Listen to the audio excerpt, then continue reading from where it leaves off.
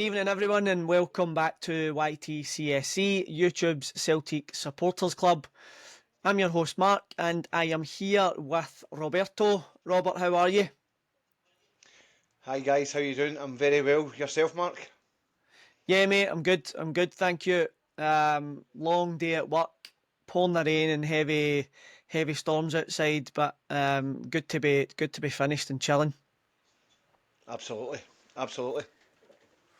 Good. We're going to do a wee video tonight about the Champions League draw that was announced today. We'll just have a dive into it and have a wee chat about who we're facing, who we could have faced, potentially looking at the team and are we ready for this or are we not ready for it? So without further ado, let's get into the video.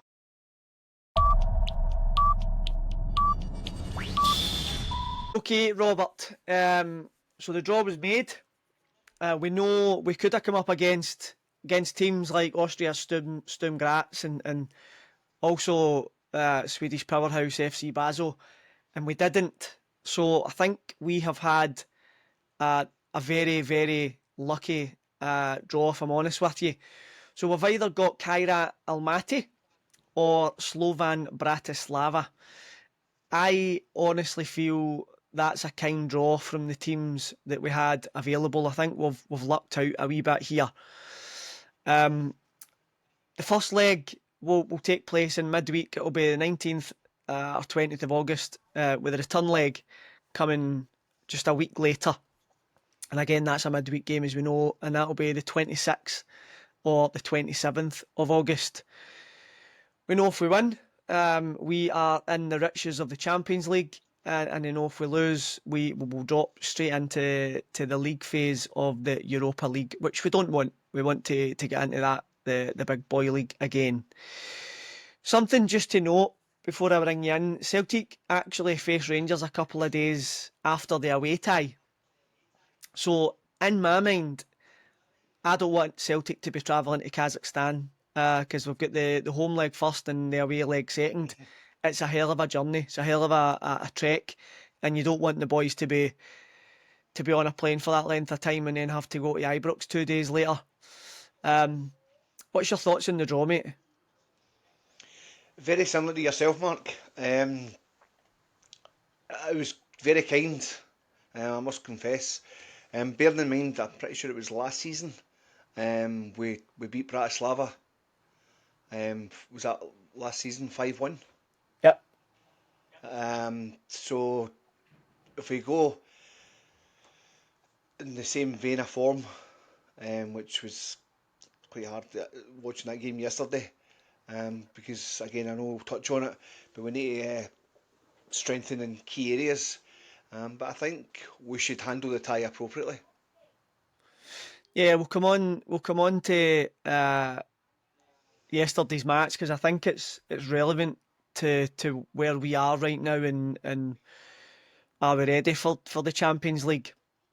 Just to touch on the two teams, right? So Kairat, they were founded in 1954. They're from a place called Almaty in Kazakhstan. Don't know if you know, but Chelsea have actually just completed a deal for one of their wonder kids, Dastan Satpayev. Wee guy, 16-year-old, and Chelsea have just bagged him for 4 million. So might have a wee bit of talent there. I know nothing about this team, to be honest, right?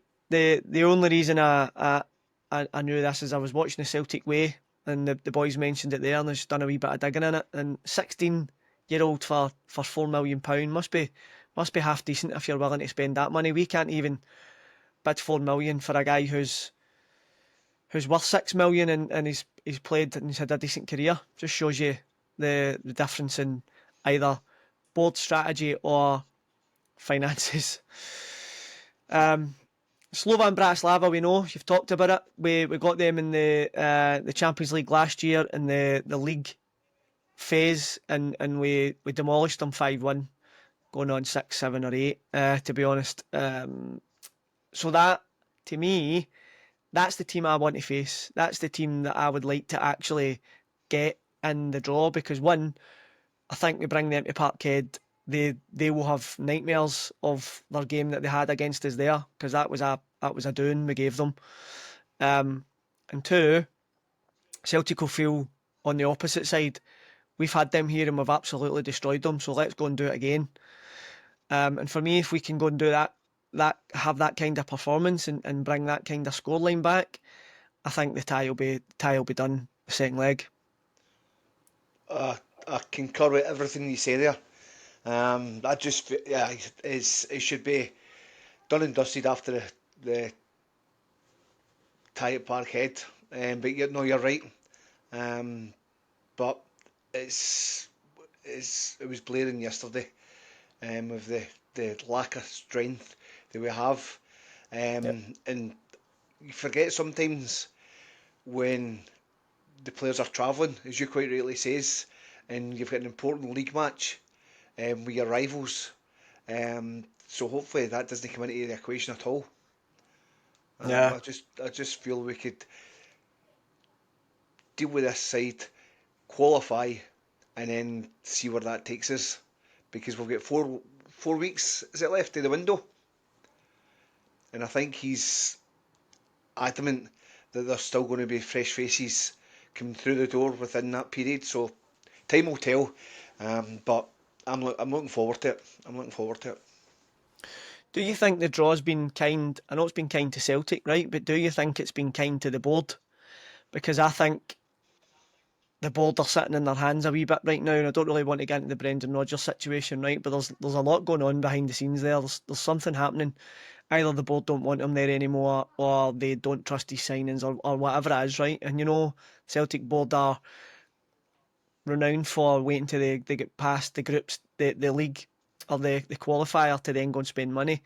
Like, we could have got such harder teams. So I think the Celtic Mhm. board might be sitting thinking, maybe they'll go and spend a wee bit of cash now, right? Because, and we'll talk about it in a wee second, this is the best chance that we could have got to qualify. These are probably the two of the best teams that if you'd have picked them out, hand picked, you would have probably went and picked that draw. Um, Yep, 100%. so what do you think the board will like that draw, and do you think it might persuade them to actually dip into their pockets a wee bit sooner than they would have? I was talking to some pals the other day there, and the trap that we don't want to fall into here, is regards to the lack of signings with the board, is just for example, domestically, is there going to be a challenge domestically? Because if the board, in my opinion, feel that there's not a challenge, do they need to open the purse strings and go and spend 7, 8, £9 million on a player? And it's a catch-22. Whereas if they know that there's going to be a challenge there, then they'll need to dig deep. And it's the same scenario in Europe. But I agree with you. But it's I just hope that doesn't happen. I disagree with that. I disagree with that sentiment of, if there's not a challenge, you don't know if there's going to be a challenge yet. I know that they drop points, right? But we had this opportunity a long time ago to actually put our foot in Rangers' neck and hold them down, and actually 100%. step up and go and become that European powerhouse and spend some money, and we never done it. And then Rangers came back and stopped ten in a row.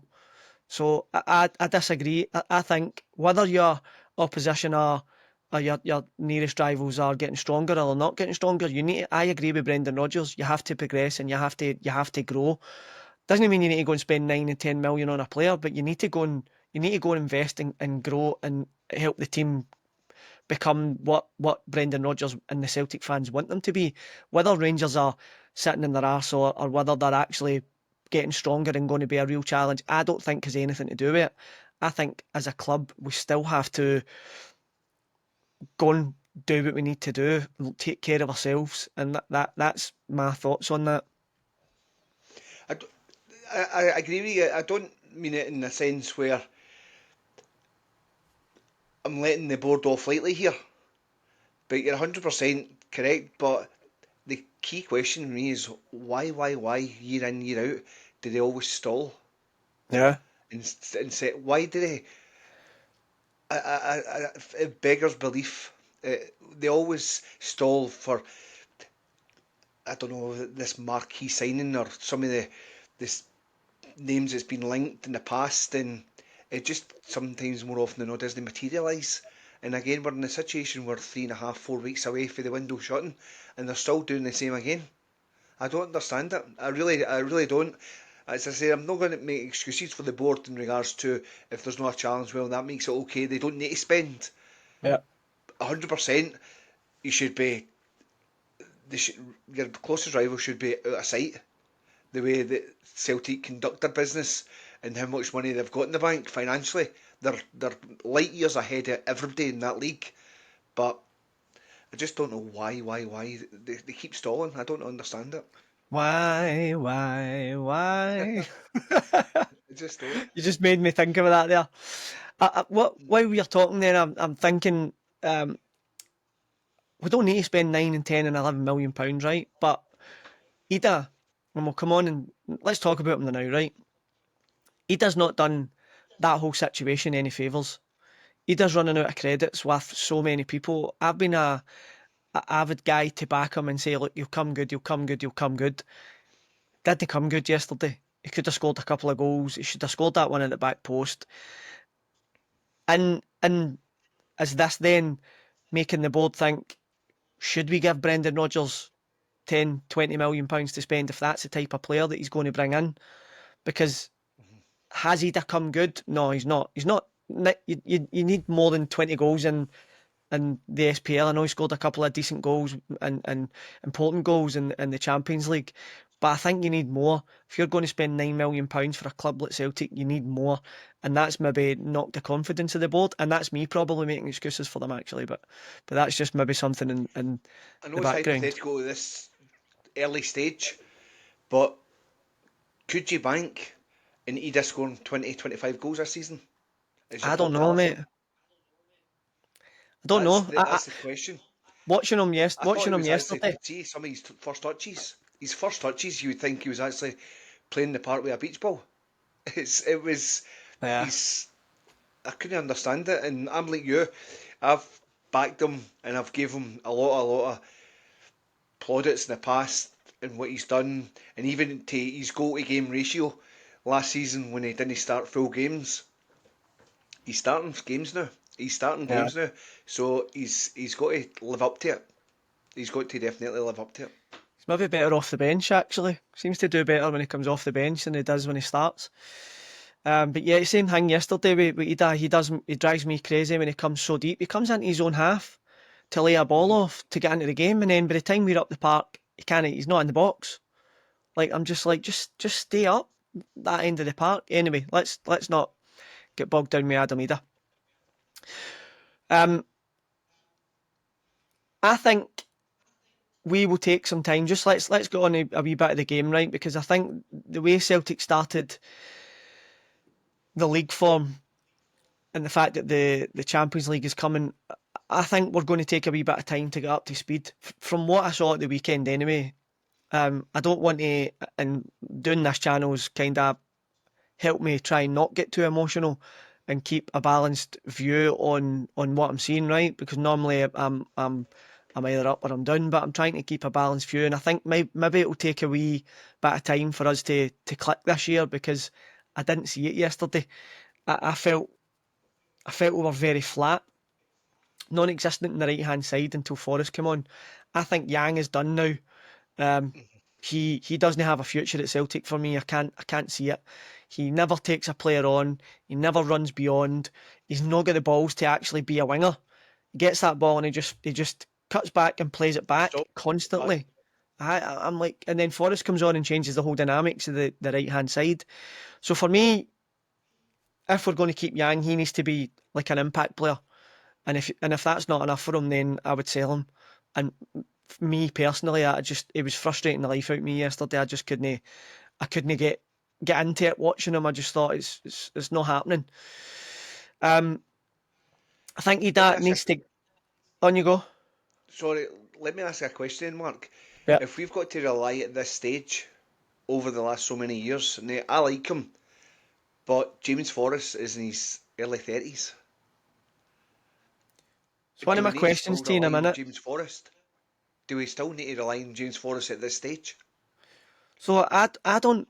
I don't understand why people are keep bringing his age up, because everybody's saying the same thing, right?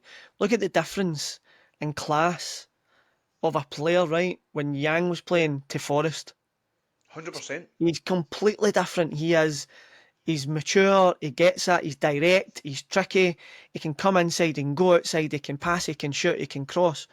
And then you've got Yang, who just gets it and passes it back. I don't get it. I would have James Forrest ahead of Yang every day of the week, but I get your point. The point I think you're making is the guy's, what age is he now? 33?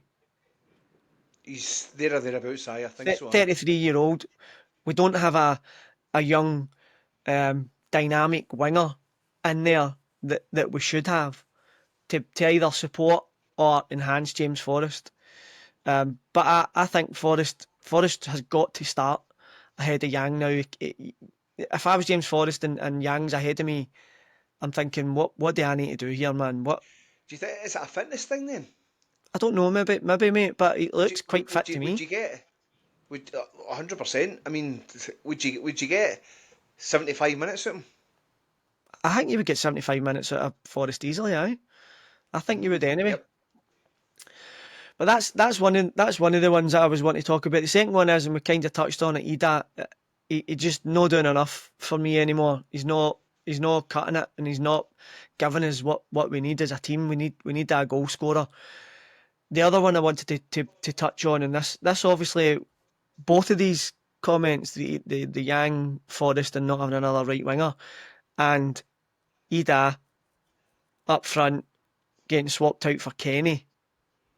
For me, you're chasing a goal, and I think Johnny Kenny's got something right. I do think, but you're chasing a goal and you're bringing on Johnny Kenny to win you the game.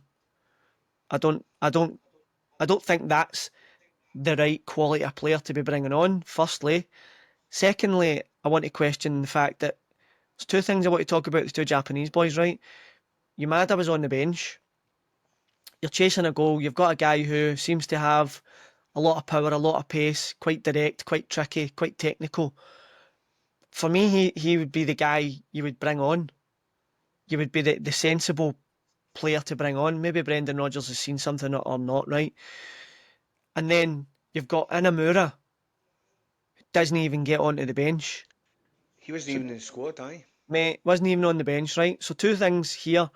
One, I think Yamada should have come on instead of Kenny. And two, is Brendan doing that intentionally to because they're not his signings, these Japanese boys, right? Is that another one to the board saying, I need money, I need a striker, I need a left back? Maybe I'm reading a wee bit too much into it, right? But I didn't get that. I didn't get Inamura not being in the bench one, and I didn't get Yamada not coming on instead of Kenny. What do you think of that? I'm very similar to yourself. I thought Yamada. I'll speak about Yamada first. The game is crying out for him, and I think a player as fresh as he is at the moment, he needs game time. And yesterday was a perfect opportunity to throw him on for the last 15 minutes and go and enjoy yourself, son. Go and see what you can do. Um, you're 100% correct. I was calling out for it yesterday, and just what you were saying there in regards to the statement of intent. Um, I thought that was a definitely. Again, I might be wrong, and I might be looking into it too much, but although there's nobody else there, but when he moves skills to left back, that's blaring. You just know. Look, we need this position filled. We need backup. And when Inamura was the even, I don't know. It baffles me. I But was like yourself, that's my perplexed. point. Do we need the position filled? Because he looked a player to me. He looked a player to a lot of Celtic fans. Brendan Rodgers has come out and said he's actually surprised him, and he's done really, really well. I don't get it why he wasn't on the bench. Kieran Tierney goes off either. I don't know if he was injured. I know that people are saying he wasn't injured, and it was like cramp and tiredness. Surely Brendan Rodgers must have had in his head that that was what he was going to do. He was going to bring Trusty on and Scales go out play left back. So I don't know. It doesn't make any sense to me. There's But times yesterday, Scales between Scales and Hatate, Scales didn't want the ball. He just didn't want the ball because he looked uncomfortable. And And he was out left. he just. I was shouting at the TV like, Ty, why you keep giving Scales? Because Scale was like a rabbit in the headlights, and there was times where he let the ball go by him because he had to try and make a bit of extra space because he's not used to that position.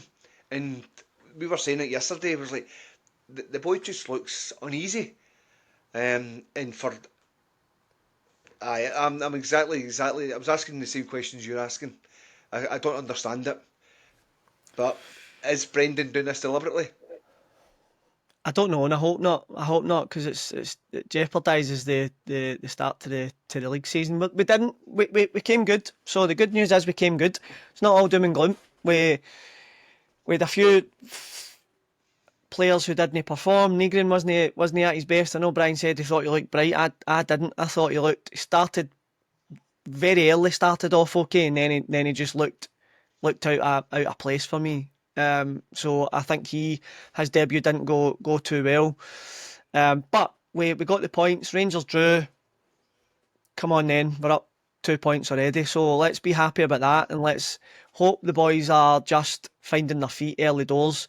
The team will find a wee bit of rhythm, and players like Yamada will get his chance. So bringing it back to Champions League quickly, because we've only got another few minutes before I need to shoot. We've got this tie coming up, right? I'm thinking it's going to be Bratislava, right? That's who I think it will be. I hope it is anyway. Do we I have hope enough so. right now? Do you think we have enough right now? The positions I think we need to look at after yesterday, definitely right wing, 100% right wing. We need another left winger, even if we get a left winger on loan for the season, because Jota, hopefully, fingers crossed, Jota comes back January. Um, and do we need a left back now, like you're saying? Is that what we need? They were saying earlier, even a centre back. I think domestically, well, I keep saying domestically, but we want to obviously try and push on once we qualify. I've got us qualified for the Champions League. I think Bratislava, um, if we do get them, I think we'll take that tie. Will take care of itself. Um, but that's some of the areas that I would strengthen. The two wings. You mentioned John Kenny. Is he does a lot as if again. Will he go out on loan? Is he the guy that to win you a game against Livingston or St Mirren or Dundee? Is he the guy? If he's no, bring in another striker then. Because we've touched on Adamida earlier there. I don't know about the back, but definitely two wingers, a left back, and a forward. So there's what 4 players. Yeah. So they've got a wee bit to do. They've got a wee bit to do. I honestly wouldn't be averse to selling Ida in this window and going and spending the money.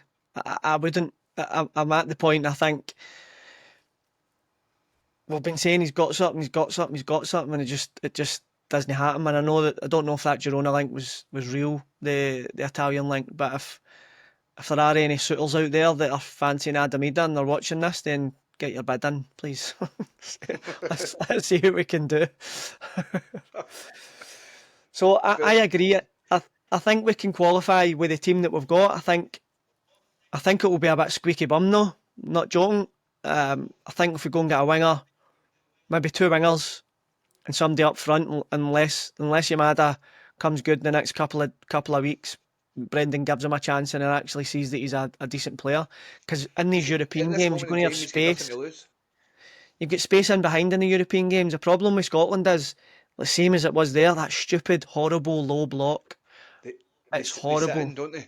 Horrible, horrible, horrible. And you feel sorry for players like Adamida and the strike force like Maeda, man, needs a bit of space and you can't because you've just got two banks of four in front of you. It's horrible. Mm-hmm. Anyway,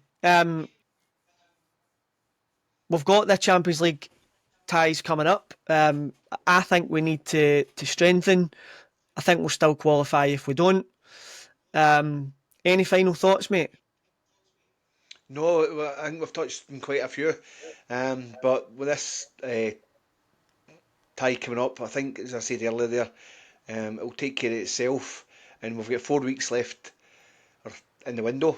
Let's bring in fresh faces. Let's just bring these players that we need, and as you says, just kick on. We just need to kick on, and I think domestically, if we kick on, the squad hopefully will be too strong, and we can run away with the title again.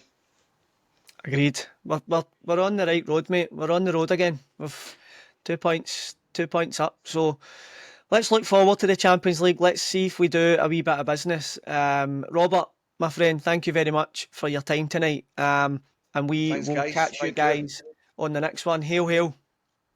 Hail, hail.